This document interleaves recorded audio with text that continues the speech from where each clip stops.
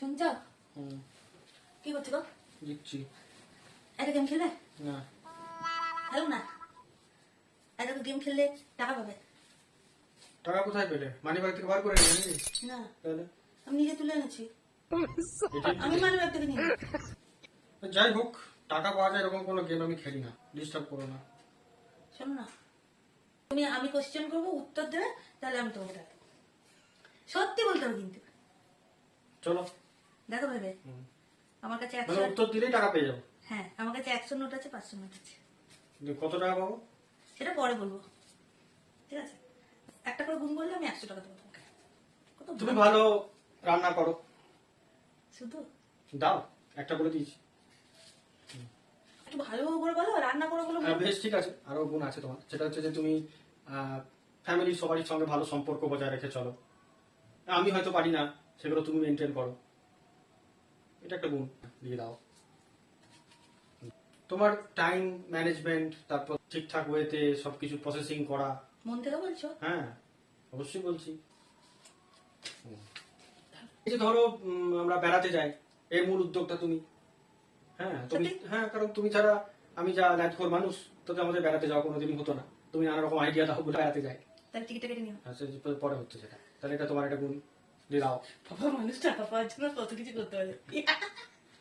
আমি ধরো প্রচন্ড অগোছালো ছিলাম, এখন মানে সেটা অনেক বেশি গোছানো হয়েছে। সমস্ত কিছু দিক থেকেই বলছি, এমনকি খাওয়া দাওয়ার দিক থেকেও এখন পরিষ্কার করে খাই। তারপর মানে অগোছালোর থেকে গোছালো হয়েছে জিনিসটা, এটাও তোমার জন্যই হয়েছে, তাহলে এটাও একটা গুণ। আর আছে? না, বলে দিচ্ছি। আর বলবে না? হয়ে গেল? অনেকগুলো করেছি, দাও। টাকা পাওয়ার জন্য মানুষ কত আরে কিছু- 500 টাকাগুলো কি জন্য আছে? ওগুলো দেবো, তুমি কি আর আমার কোনো গুণ বলবে না? না, অনেক গুণ করে দিয়েছি। বাবা, শেষ? এবার ওটা কি জন্য? আচ্ছা, 500 টাকা আছে। তোমাকে তোমার নেগেটিভ পয়েন্ট, আমার হ্যাঁ আমার না, তোমার নিজের নেগেটিভ পয়েন্ট গুলো তুমি বলবে, যেগুলো সংসারটাকে গড়গড় করে নিয়ে যাওয়ার জন্য আরো বেশি এনহ্যান্স করবে। মানে নেগেটিভ পয়েন্ট কি করে এনহ্যান্স করবে? নিজের যে নেগেটিভ পয়েন্টস গুলো তোমাকে ইমপ্রুভ করতে হবে, বুঝতে পেরেছো? তোমাকে তাই এরকম প্রচুর জায়গা আছে।